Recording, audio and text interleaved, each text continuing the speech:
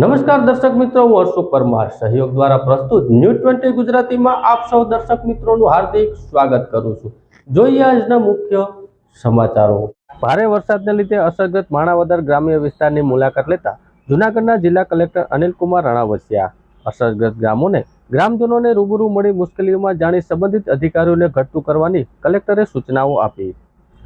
જૂનાગઢ જિલ્લામાં છેલ્લા 5 દિવસથી સતત વરસાદ વરસી રહ્યો છે, ત્યારે માણાવદરના ગ્રામ્ય વિસ્તારમાં આ ઋતુનો 14 મિલીમીટર વર્ષનો 152% અને વંથલી તાલુકામાં ગ્રામ્ય વિસ્તારમાં 1406 મિલી 136% વરસાદ નોંધાયો છે।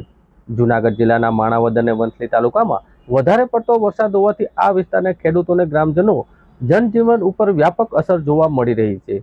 જૂનાગઢ જિલ્લા પ્રશાસનના વડા અને જિલ્લા કલેક્ટર અનિલકુમાર રાણાવસિયાએ આજે જિલ્લાના માણાવદર શહેરના તાલુકાના ગ્રામ્ય વિસ્તારના નાગરિકોને રૂબરૂ મુલાકાત કરી હતી। ગ્રામજનો સાથે વાતચીત કરી તેમની મુશ્કેલીઓ વિશે વિગતો આપી હતી। જિલ્લામાં એનડીઆરએફ અને એસડીઆરએફની ટીમો મદદ માટે સતત ખડે પગે છે તેમ જણાવી ગ્રામજનોને કોઈ મુશ્કેલી ન પડે તે બાબતે તેમણે નાગરિકોને હૈયા ધારણા આપી હતી। જૂનાગઢ જિલ્લામાં સતત 5 દિવસથી વરસાદનું પ્રમાણ જોવા મળી રહ્યું છે, ત્યારે જિલ્લા કલેક્ટર અનિલકુમાર રાણાવસિયા તથા સંબંધિત અધિકારીઓએ માણાવદર તાલુકામાં પડેલા ભારે વરસાદની પરિસ્થિતિને ધ્યાનમાં લઈ માણાવદરના અસરગ્રસ્ત વિસ્તારોમાં સતવારા સમાજ અને આજુબાજુના રીવણપણ, ખારો ડેમ, સોમનાથ સોસાયટી ઉપરાંત તાલુકાના બાટવા, કોડવા અને સરાડિયા ગામની પણ મુલાકાત લીધી હતી। આ મુલાકાત દરમિયાન જૂનાગઢ જિલ્લા કલેક્ટર અસરગ્રસ્ત લોકો સાથે વાતચીત કરી સ્થિતિ અંગેનો તાગ મેળવ્યો હતો। અસરગ્રસ્ત વિસ્તારમાં સંબંધિત વિભાગના અધિકારીઓને તાત્કાલિક જરૂરી કાર્યવાહી કરવા સૂચનાઓ આપવામાં આવી હતી।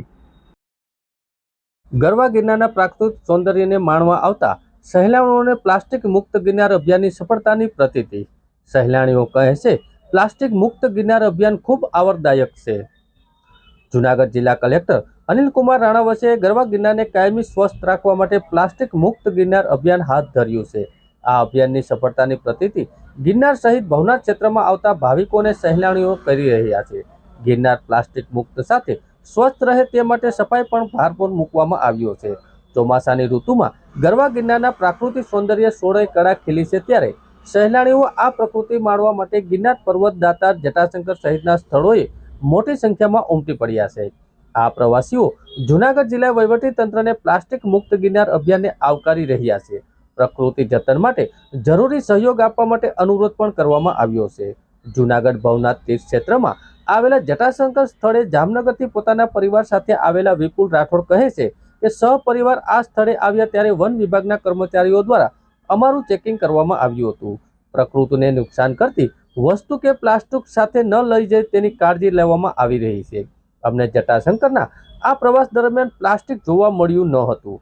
રાજકોટથી પોતાના મિત્રો સાથે આવેલા કમલેશ અલવાણી પણ કહે છે કે પ્લાસ્ટિક પ્રકૃતિ તેમજ વન્યજીવો માટે નુકસાનકારક છે, ત્યારે જૂનાગઢ વહીવટી તંત્ર દ્વારા કરવામાં આવતી પ્લાસ્ટિક મુક્ત ગિરનાર અભિયાન ખૂબ આવરદાયક છે, જેને સતત ચાલુ રાખવાની સાથે લોકોએ તેમાં સહયોગ આપવો જોઈએ।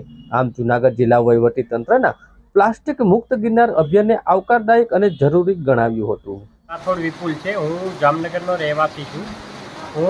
અમે જામનગરથી અમે ગિરનારમાં મતલબ જટાશંકરમાં પિકનિકમાં આવેલા ફેમિલી સાથે, ઠીક છે। અને એમાં અમે જોયેલું કે અમારું ફિક્સિંગ બી કરેલું કે જેમ કે પ્લાસ્ટિક કે અંદર ના લઈ જાય, અને અંદર ખૂબ જ સરસ રીતે મતલબ ક્યાંય અમને પ્લાસ્ટિક કે જોવા નથી મળ્યું, બરાબર। અને વહીવટી તંત્રની એક ખૂબ જ સરસ કામગીરી કહેવાય કે જે આ પ્લાસ્ટિકનો ઉપયોગ ન થાય એની ખૂબ જ સરસ મતલબ કામગીરી કરેલી છે, બરાબર। એટલે એ બહુ મને સરસ લાગ્યું। Thank you. નમસ્કાર, મારું નામ કમલેશ હરેશ અલવાની છે। અમે રાજકોટના રહેવાસી છીએ।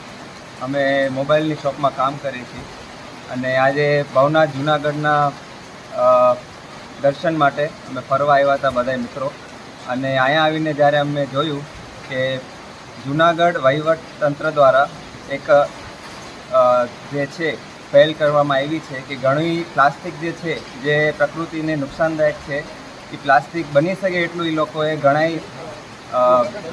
ઘણી રીતે એને ઓછું કરવામાં આવ્યું છે। પ્લાસ્ટિકનો વપરાશ, પ્લાસ્ટિક જેવી કોઈ પણ વસ્તુ જે પ્રકૃતિમાં હાનિકારક છે, પ્રકૃતિમાં તકલીફ આપે છે, જે જનાવરોને તકલીફ આપે છે, એને મુક્ત કરવા માટે એક અભિયાન જે છે એ ઘણું સક્સેસ રીતે અપ્લાય કર્યું છે। જૂનાગઢ વહીવટતંત્રને ઘણો ખૂબ આભાર આપીએ છીએ. આવી રીતના તે ઇનિશિયેટિવ લેતા રહે અને બની શકે ત્યાં સુધી એને કન્ટિન્યુ અને કન્સિસ્ટન્ટ રાખે. ધન્યવાદ.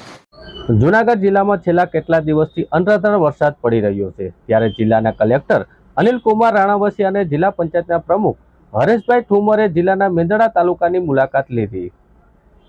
જિલ્લા કલેક્ટરના અધ્યક્ષસ્થાને મેંદરડા તાલુકામાં સ્વાગત કાર્યક્રમ યોજાયો હતો, જેમાં નાગરિકો દ્વારા રજૂ કરવામાં આવેલા ફરિયાદો સાંભળીને સંબંધિત અધિકારીઓને પ્રશ્નોના નિરાકરણ માટે સૂચનાઓ આપવામાં આવી હતી.